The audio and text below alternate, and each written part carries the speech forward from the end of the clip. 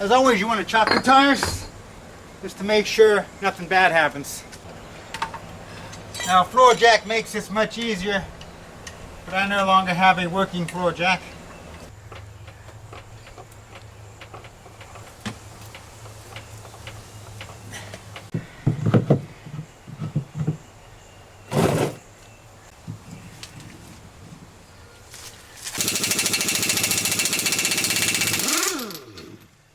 I could probably turn the compressor on, it'd probably work a little bit better.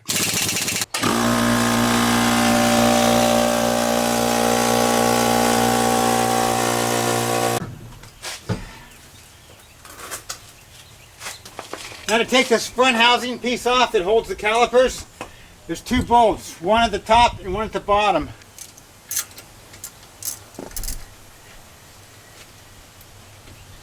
And the bottom one's at the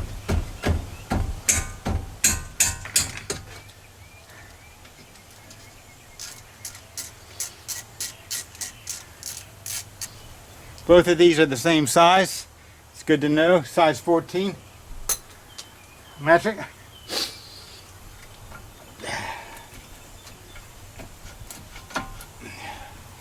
And I want to have something to set this on or hang it by before I pull it out. In this case, I'm going to use a jack stand. And I just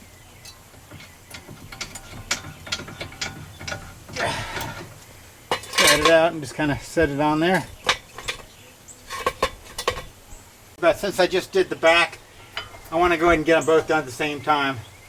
They're about halfway used up. You can also tell by looking at where the sound maker is on it. It's about halfway through anyway, so I'm going to replace them. Okay, I'm going to take this little plate off the back and stick it on the back of this one.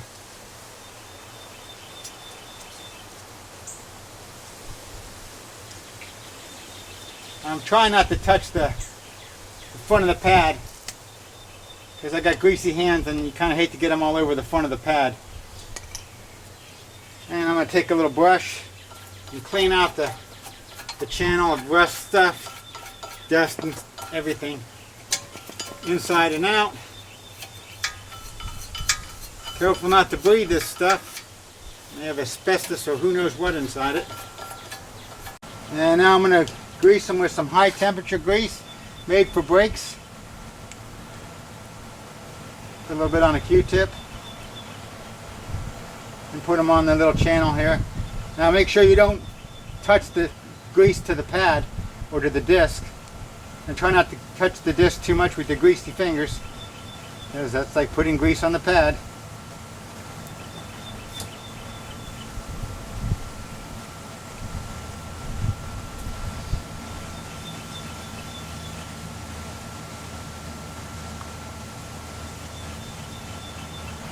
And while I got it here, I'm going to go ahead and hit the lug nuts for the tires. Makes it a little easier to get on and off. Now remember from just taking it off that the pad with the metal on it for the sound thing goes on the back side. And this little tab here was on the outside. You can also tell by the curve, as in the wheel, the curve of this, that's the outside.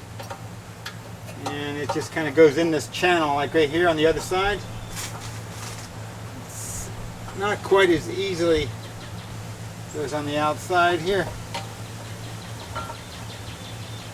Now I got to compress this piston again. I'm going to use one of the old discs, doesn't matter which one.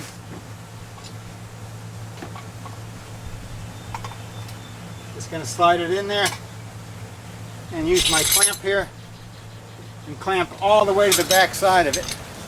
Clamp on it. But anyway, I want to clamp this on the outside of this bolt here that's allowing the brake line fluid, the brake fluid through into the back of the caliper.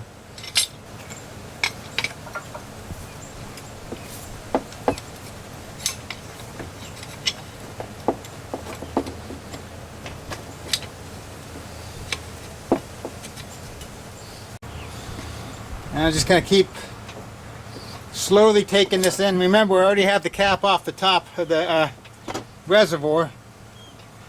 You don't want to build up a lot of pressure in that reservoir to blow some seals or something, so you got to make sure you have the cap off. And don't go too fast. Give the fluid a chance to get back there. And just slowly crank it in all the way. You can't crank it any further. Which is right about there. Take the clamp back off. And get rid of the old one. Pick the good one back up off the ground. And stick it back in how it's supposed to go.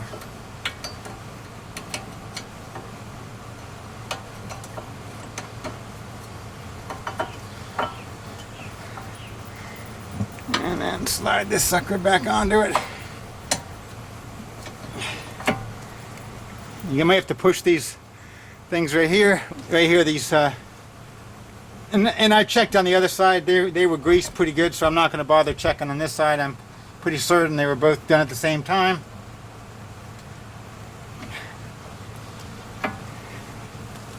And of course now I can't find my screws. There they are. One, two, actually bolts. And I want to put a little bit of brake grease on these also.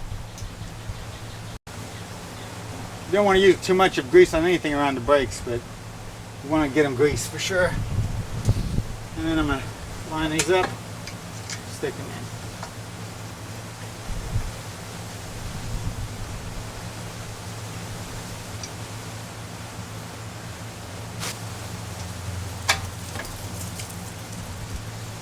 So I get them lined up.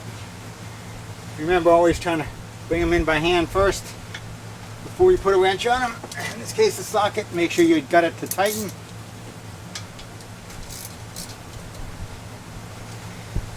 Snug both of them up. And then double check to make sure they're both tight.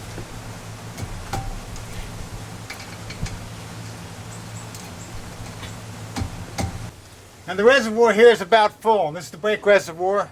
I'm not going to bother to lower it quite yet. What I want to do is put the cap back on, and then I want to pump it up. I want to pump the brakes about 10 or 15 times. That gets all the fluid all the way out to the calipers.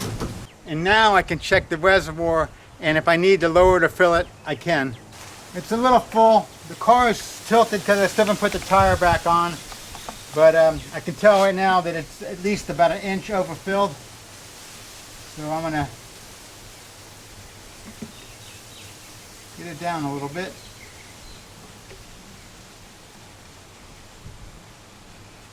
Now a siphon or even a turkey baster would work a little better than this. There, I got it back down to max.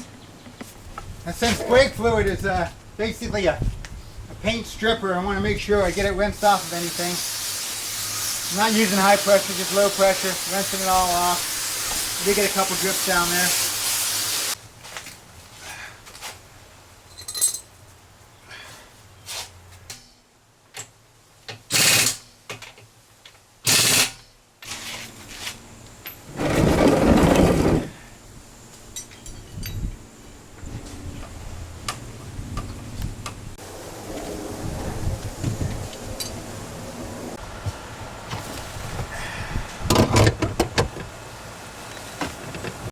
If you like my videos, please subscribe.